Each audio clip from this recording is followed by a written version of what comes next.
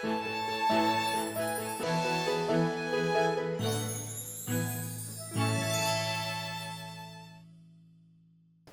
감사합니다. 고맙습니다. 오늘 실전 사주반 504강 시작을 하겠습니다. 오늘 사주 두 개를 소개를 해드릴 건데요. 두 분은 부부세요. 근데 제가 상담했던 내용 중에서 좀 마음에 많이 남았어요. 제가 남편분하고 상담을 했는데 남편분이 부인 때문에 좀 고민이 많은 케이스였습니다. 오늘 두 분에 대한 얘기를 좀 해드리도록 할게요. 오늘 제목이 이렇습니다. 에고 중독에서 벗어나기. 에고의 중독에서 벗어나자. 현재 오늘 사주의 주인공이신 이 여성분은 에고의 중독에서 벗어나고 있는 중입니다. 에고의 중독이 뭐 나쁜 것 같은데 뭐 벗어나고 있다면 좋은 건가 보네요. 그렇게 생각할 수도 있겠죠. 내용을 소개를 해드리자면은 요 가운데 있는 명주분, 우리 을묘년생이니까 40대 후반의 여성분이시고요. 자녀도 있고 어린 자녀, 좀 결혼을 늦게 하셨고 또 아이를 좀 늦게 가지셔서 지금 유치원생 자녀가 있는 여성분이십니다. 계묘년, 무자월, 병오일, 경해, 아마 유치원생이 아니라 초등학생인가 그럴 거예요. 자, 이분이 외국계 금융회사에 계셨습니다. 그래서 외국계 회사가 되게 대우가 좋은 회사를 다니셨어요. 그래서 외국계 회사에서 상당히 높은 자리까지 올라가셨는데 아마 근데 이제 과장까지 올라가고 나서 뭐 더 이상 승진이 좀 안 되셨나 봐요. 그래서 뭐 일명 직장은 오래 다녔는데 만년 과장이네 이제 이런 얘기가 보통 과장 위가 이제 뭐 부장으로 올라가는 거고 뭐 부장 정도 되면은 거의 뭐 일반 평직원이 올라갈 수 있는 수준에서는 제일 높은 자리 정도가 된다고 볼 수 있죠. 부장 위에 차장이 있는 회사도 있고 그냥 그 위에 이사가 있는 회사도 있는데 부장 위에 차장 없이 그냥 바로 이사로 가버리는 회사들도 많이 있으니까 이분이 부장이 안 되시고 계속 과장을 계속 담당을 하셨는데 그러다가 이분이 몇 년 전에 대략 기해년, 경자년 정도에 육아휴직을 가시게 됩니다. 아이를 좀 늦게 가지셨고 또 아이가 어리고 뭐 막 아이를 낳았을 때 이제 바로 이게 육아휴직을 안 가지셨던 것 같아요. 열심히 앞만 보고 달려온 커리어 우먼이셨는데 진짜 열심히 성공을 하려고 회사에서 외국계 회사에서 능력을 인정받으려고 정말 앞만 보고 열심히 살았는데 이제 아이가 그래도 결혼도 늦고 뭐 아이도 늦게 낳고 40대 거의 돼서 아이를 낳으셨으니까 그런데 이제 40대 초반에 지금 40대 후반이시죠. 이분이 40대 중반 정도에 육아휴직을 신청하십니다. 아마 2년 정도 받죠. 그 육아휴직 2년 정도 받으시면서 그 중에 1년을 그 영국에 가서 또 이름만 대면 알만한 아주 유명한 대학원에서 또 석박사 과정을 또 공부를 하십니다. 1년 동안 유학으로 학위도 따오셨어요. 어떻게 보면 여자로서는 성공할 만큼 성공했다고 볼 수 있죠. 대부분 비슷한 나이 또래 여성분들이 아마 열에 6, 7은 전업주부일 거고 뭐 열에 한 두어 명 정도는 뭐 결혼 안 한 사람도 있고 또 한 두어 명 정도는 뭐 이혼을 했는데 좀 어렵고 힘든 경제적 환경에 처한 분도 계실 텐데 어떻게 보면은 여성분이 정규직으로 저는 이런 생각이 들어요. 대한민국에서 정규직은요 직장인 2명 중에 1명이 정규직이에요. 2명 중에 1명은 비정규직입니다. 그러니까 대한민국에 일할 나이의 사람 100명이 있다 그러면 그 중에 뭐 장사나 사업, 뭐 백수, 뭐 공부, 뭐 이런 거 등등으로 한 40명 정도가 빠질 거고 100명 중에 50명 정도가 직장인이라고 치면 그 중에 50명 중에 절반이 비정규직이고 절반이 정규직이니까 100명 중에 25명이 정규직이에요. 그 25명 정규직 중에서 대기업이나 매우 조건이 좋은 외국계 회사에 다니는 경우는 몇 명일까요? 뭐 한 20명에 1명? 뭐 대기업의 기준으로 상장기업이라고 뭐 본다 그러면 얼마나 될까? 뭐 정말 뭐 20명에 1명, 30명에 1명 정도 되겠죠. 그러면 대기업에 다니는 사람은 100명에 1명이죠. 물론 그 사람은 회사에서 나 같은 사람들을 맨날 보니까 이게 당연한 건 줄 알겠지만 사실 100명 중에 1명들이 모여 있는 거야. 정규직 직원들이 대기업이나 되게 조건이 좋은 회사에 다니는 경우들은 거기서 또 중간 간부 뭐 대리에서 과장으로 이게 승진하는 경우는 몇 명이나 될까? 이분은 몇백 명 중에 1명의 삶을 사셨으니까 어떻게 보면 잘했네요. 그렇죠? 이 정도면 인생 잘 산 거 아니에요? 그렇죠? 좋은 남편 만나 결혼도 했고 되게 전도 유망한 외국계 회사에서 한 10여 년 이상 직장 생활을 하고 있고 그것도 말단 사원도 아니고 상당한 연봉을 받는 간부 사원으로 근무를 하고 있고 또 늦지막히 좀 늦었지만 결혼해서 아이도 낳고 근데 이분이 우울증에 빠지셨습니다. 왜? 성공이 정체됐기 때문에.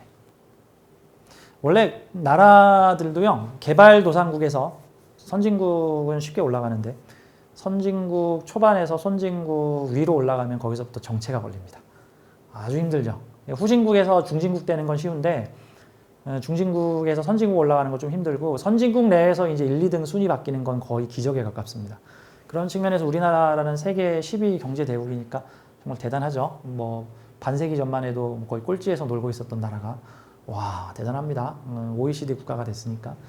이분도 이 정도면 충분히 인생을 만족할 만하건만 문제는 이분이 심각한 공황 우울증에 걸려서 남편 말로는 현재 집에서 벽면 서생을 하고 계십니다. 벽면 서생이 이게 지금 벽 보고 이렇게 우울증에 걸리셔서. 근데 문제는 아기가 있잖아요. 근데 지금 아이 돌보는 게 지금 쉽지가 않답니다. 왜? 지금 어머니가 지금 아이의 엄마가 지금 본인의 현실을 부당하다고 여기고 이거를 감당을 하지 못해서 스스로 자아분열에 지금 빠져가지고 매우 힘든 고난의 시기를 겪고 계십니다. 그게 일명 에고 중독증에서 현재 벗어나고 있는 중입니다. 그게 지금 에고 중독증에서 벗어나고 있는 거예요. 한마디로 에고 중독에 걸렸어. 에고 중독에 계속 더 파고 들어가는 건 즐거운 일이고요. 에고 중독에서 벗어나는 거는 매우 괴롭고 힘든 일입니다. 그러니까 지금 알코올 중독에 빠진 사람한테 좋은 일은 뭐죠? 계속 술 먹는 거죠. 이러다 죽겠죠, 이제. 알코올 중독에 걸린 사람은 사실 술에서 벗어나야 하죠. 하지만 당사자 입장에서는 술에서 벗어나려면은 재활치료나 그 음주 관련된 치료를 해야 돼요. 이게 정말 중증인 경우에는 어디 치료소 같은데 입원을 하셔야 될 상황도 생길 텐데 정말 괴롭죠. 원래 저기 알코올 중독이나 그 흡연에서 벗어나는 것 중에 알코올 중독 벗어나게 해주는 약이 있어요. 그 알코올 중독 벗어나는 약 먹잖아요. 그럼 그 약을 이제 매일 복용을 하는데 그 약 먹으면서 술 먹잖아요. 그럼 술 먹으면 몸에서 전쟁이 납니다. 으악 하고 몸에서 뭐 발진 두드레기 막 우엑 하고 막 다 뱉어내요. 그게 일명 술 먹으면 막 몸에서 발작 나는 약이에요. 그래서 그 약 먹었는데 술을 먹었다? 그럼 온몸에서 발작이 나고 배탈 나고 속 아프고 우액우액 하고 난리가 납니다. 고생하고 나면은 이제 이거 술 먹으면 큰일 나는구나. 근데 사람들이 술을 끊을까요? 그 약을 끊을까요? 사람들이 술하고 약이 싸우면 약을 끊어. 흡연도 그래요. 흡연 끊는 약이 있거든요. 그 약 먹고 담배 피잖아요. 그러면 담배가 써요. 담배에서 괴상한 맛이 납니다. 그러면 담배를 끊어야 되는데 사람들이 약을 끊습니다. 왜 이렇게 담배가 맛이 없어 하면서. 이거 안타까운 일이죠. 지금 이분은 에고 중독에서 벗어나는 중입니다. 사실 성공지상주의로 성공을 향해서 달려가는 많은 사람들이 이게 갈 때까지 가서 더 이상 정체가 돼버리면 결국 에고 중독에 빠집니다. 근데 에고 중독이라는 것은 이런 거예요. 세상 모든 일은 채우면 비워야 되고 채우면 비워야 되고 채우면 비워야 되고 채우면 비워야 되는데 채우기만 하고 나 못 비워 하는 사람들이 생깁니다. 채우기만 하고 못 비우면 채워지지 않죠, 이제. 그럼 정체가 생겨요. 왜 채워지지 않는 거야? 왜 내 욕구가 왜 내가 진급을 안 하는 거야? 왜 내 연봉이 더 오르지 않는 거야? 왜 내가 더 행복해지지 않는 거야? 왜 내가 더 큰 권세를 갖지 못하는 거야? 이제 그게 채워지지 않죠? 이게 비워야 다시 채워지거든요? 그럴 땐 싹 비워버리고 다시 채우면 되는데 그게 안 돼. 그러다가 결국 뻥 하고 모든 것이 터집니다. 폭발해서 모순이 벌어지면은 급격하게 다운이 돼버립니다. 무로 돌아가 버립니다. 그냥 무로. 내가 아무것도 아니었구나. 근데 거기서 공황이 벌어집니다. 정신이 붕괴됩니다. 내가 누군지를 모르겠다. 그럼 우울증 옵니다. 이제 우울증 와요. 우울증 와. 이게 번아웃도 되는 겁니다. 이제 신세한탄하기 시작합니다. 나는 열심히 살았는데 왜 나한테 이런 보답이? 나는 정말 열심히 앞만 보고 달려갔는데 왜 내가 이런 대접을 받아야 되는가? 모든 게 다 원망스러워집니다. 그거 벗어나는 기간이 필요합니다. 그래서 제가 남편분한테 지금 아내분께서 에고 중독에서 벗어나고 있는 중입니다. 이거는 마치 알코올 중독을 치료받고 있는 모습과 비슷합니다. 사실 알코올 중독 치료받는 도중에는요, 반쯤 정신 나가 있고요, 반쯤 우울증에, 뭐는 그게 이제 어느 정도 벗어나야지 이제 뭐 웃음도 찾고 이제, 이제 술 없어도 살 수 있어요 하는데, 이게 심하신 알코올 중독자들, 에고 중독이에요. 이거 에고 심하게 걸리면 곤란해요. 저는 늘 에고, 영성학적으로 에고와 현실, 어떤 에고와 셀프의 균형을 맞춰라. 에고를 무조건 미워하지 마라. 에고는 우리한테 필요한 존재고 필요해서 우리가 에고를 가지고 있다라고 얘기를 하는데, 지금 오늘 사주에서 말하는 이분은 에고가 과도하신 분이에요. 에고가 과도해서 균형을 잃은 거야. 채움은 비우고 채움은 비우고 채움은 비우고 해야 되는데 싫어. 채울래 했더니 채워지지도 않고, 그래서 강제로 뻥 폭발을 하면서 강제로 비우게 됐더니 그만 공황이 와버렸습니다. 이분이 그 2년 정도, 1년 반인가 2년 정도의 유학을 마치고, 육아휴직을 마치고 다시 회사로 복귀를 했는데, 회사에서 원래 있던 회계부서에 자리를 주지 않고 약간 한직 같은 무슨 지원팀 이런 데 있죠. 그 원래 무슨 지원팀이 주인공 되는 팀 아니잖아요. 다른 팀 일 잘하게끔 위해서 뭐 해주고 도와주는 팀이지. 그러니까 이제 지원팀으로 갔는데 사실 그것도 훌륭하죠. 근데 거기서부터 내가 이런 한직으로 밀려난, 그분 입장에서 그걸 한직으로 생각했겠죠. 이건 중요한 일이 아니야 라고 생각을 하고, 나는 이제 중요한 사람이 아니게 됐어. 나는 필요 없는 사람이야. 이 회사에서 필요 없는 사람 취급을 받고 있는 거야.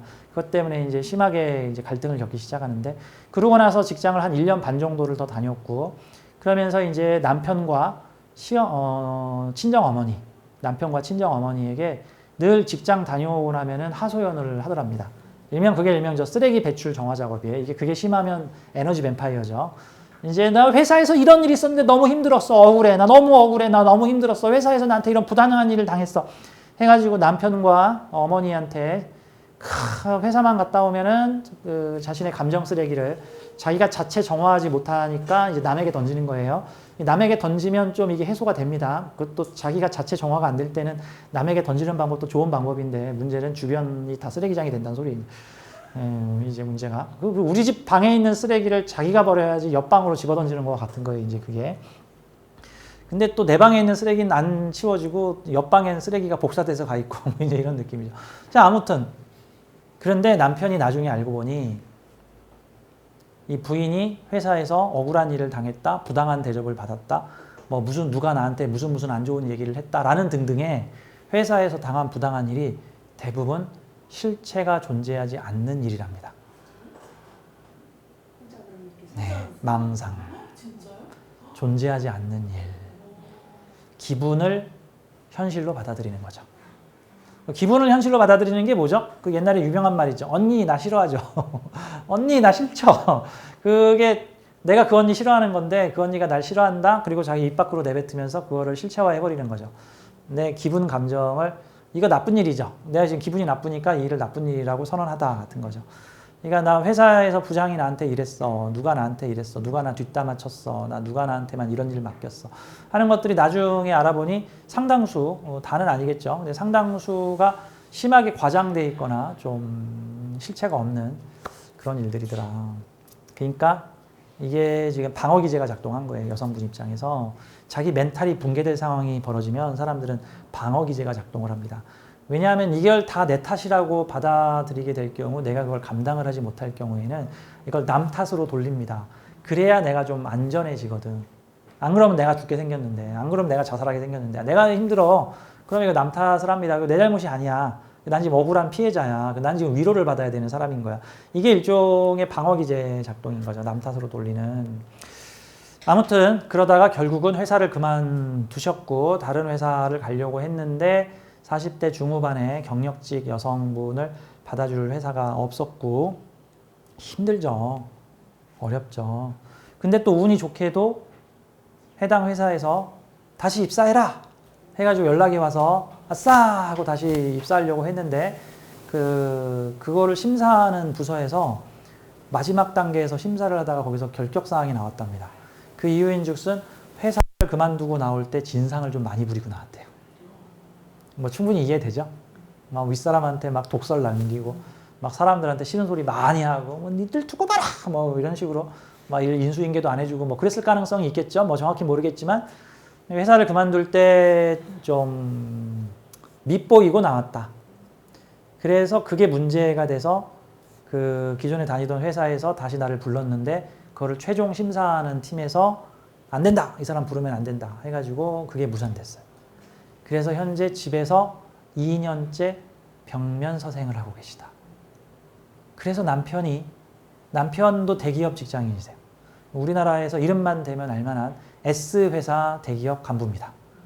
부부가 참 괜찮은 사람들이에요. 어떻게 보면 사회적으로 엘리트들이야. 어떻게 보면 뭐 부인은 대기업의 뭐 회계 담당 책임자고 뭐 외국계 회사의 엄청 조건 좋은 회사의 책임자고 남편은 우리나라의 뭐 S그룹의 그것도 무슨 심사심의, 투자 심사심의를 원래 그 금융회사에서 그 고객 돈을 모아다가 이렇게 이자 놀이를 하기도 하지만 보통 고객 돈을 받아다가 가만히 있으면 수익이 안 되고 고객 돈 받은 거를 또 투자를 합니다. 돈을 굴려요. 그래서 우리나라의 아주 유명 S회사의 금융 관련 회사, 보험 관련 회사인데 거기서 고객들의 돈을 맡아서 그거를 또 투자를 합니다. 근데 그 돈 손해보면 절대 안 되죠. 그러니까 매우 보수적으로 투자합니다. 절대 손해볼 투자 안 합니다. 매우 보수적으로 수익을 좀 적게 남기더라도 엄한 투자 안 하는데 남편이 바로 그 투자와 관련된 승인권자예요. 상당히 높은 자리에 있고 보통은 그 은행에서 그 고객의 돈으로 자체, 증권사 같은 데서도 자체 투자를 하는데 그 자체 투자를 할 때 자기네 회사에서 최고로 똑똑한 최고 중에 최고를 뽑아가지고 그 사람들한테 자기 회사 돈을 굴리게끔 만듭니다. 아무한테나 안 굴려요. 최고로 똑똑한 진짜 자타공인 와 이런 천재가 다 있나? 이런 사람한테 맡깁니다. 남편이 그런 분이에요. 근데 이 남편이 이사주예요. 이사주가 그 남편의 사주라고 하면 우리는 상관을 다시 생각해 봐야 돼. 상관경관이라고 해서 위화백단이라고 하면 안 됩니다. 이사주는요 상관경관 위화백단을 승인하는 사람이에요. 자, 상관짓 해도 되는지 안 해도 되는지를 내가 이렇게 허가하는 사람입니다. 그래서 이 관을 지키는 사람이에요. 그래서 자기 부서에 있는 여러 투자하는 그 투자 직원들이 이거를 사겠습니다. 요거를 얼마를 사겠습니다. 여기다 투자하겠습니다. 그럴 때 이게 결정해 주는 사람이야. 그래, 해라. 하지 마라. 다시 한번 검토해라. 다른 부분에 알아보라. 이거. 그래서 관을 지키는 사람이에요. 그러니까 이사주, 이게 남편 사주인데 을묘년, 김묘월, 임술일 경자시죠.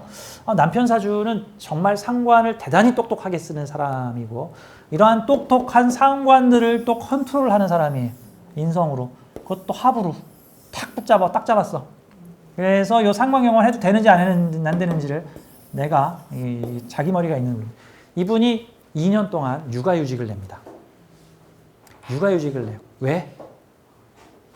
엄마가 지금 우울증 걸려가지고 지금 아이 돌보는 게 지금 어렵잖아. 지금 엄마가 지금 에고 중독 중에서 벗어나는 중이거든. 에고가 뭐예요? 성공지상주의, 야망, 뭐 부자 될 거야, 최고로 높은 자리에 올 거야, 인정받을 거야, 뭐 사람들이 날 우러러보게 만들 거야. 사실 이게 이제 인간의 에고죠. 사실 삶을 재미있게 살아가게 해주는 원동력 중에 하나입니다. 에고가 없으면 사람들이 열심히 살질 않거든. 에고가 필요해. 적당한 균형을 맞추는 게 필요한데 에고가 너무 과도하면 이 에고 때문에 너무 심한. 그러니까 술 적당히 먹으면 신이 내린 선물인데 이게 술을 적당히 안 먹으면 이 악마죠. 술 자체가 악마로 변해버리죠. 뭐 그런 거와 같은 거니까 에고가 나를 집어삼킵니다. 내가 에고를 적당히 다스려야 되는데 에고가 나를 집어삼켜버리면은 욕망의 노예가 돼서 내가 무언가를 이루지 못하면은 그것 때문에 커다란 충격을 받습니다. 수단과 방법을 가리지 않게 되는 뭐 이런 상황이 벌어지죠. 자, 근데 이 남편 대기업에 다니시는 분인데 이분이 육아휴직을 내서 2년 동안 아이를 보기로 했습니다. 그러면서 틈틈이 명리 공부도 하세요. 명리 공부를 틈틈이 하셨고요. 부인이 또 이제 좀 마음이 힘드니까 부인을 또 위로해주는 그래서 참 훌륭하신 분이시다. 남편이 참 괜찮으신 분이시네요. 저는 얘기를 했어요. 근데 이분이 이제 나이가 지금 40대 후반인데 지금 육아휴직을 냈잖아요. 작년에. 이제 좀 있으면 끝난대요. 한 달 있으면 육아휴직이 끝나서 이제 회사에 복귀한다고 하더라고요. 1년 반 정도를 이제 육아휴직을 냈는데 근데 이분이 육아휴직을 낼 때 애가 태어나자마자 육아휴직을 낸 게 아니잖아. 지금 애가 지금 뭐 유치원인가 초등생인데 지금 뒤늦게 찾아먹겠다고 하는 거잖아. 보통 그러면 회사에서 무슨 대접 받냐 하면 너 진급하기 싫어? 보통 이런 상황 나와요. 남자가 육아휴직 하려면 간땡이가 좀 나 진급 안 해도 돼. 뭐 이런 소리 같은 거야. 사실 이분도 육아휴직 갔다가 복귀를 했는데 지금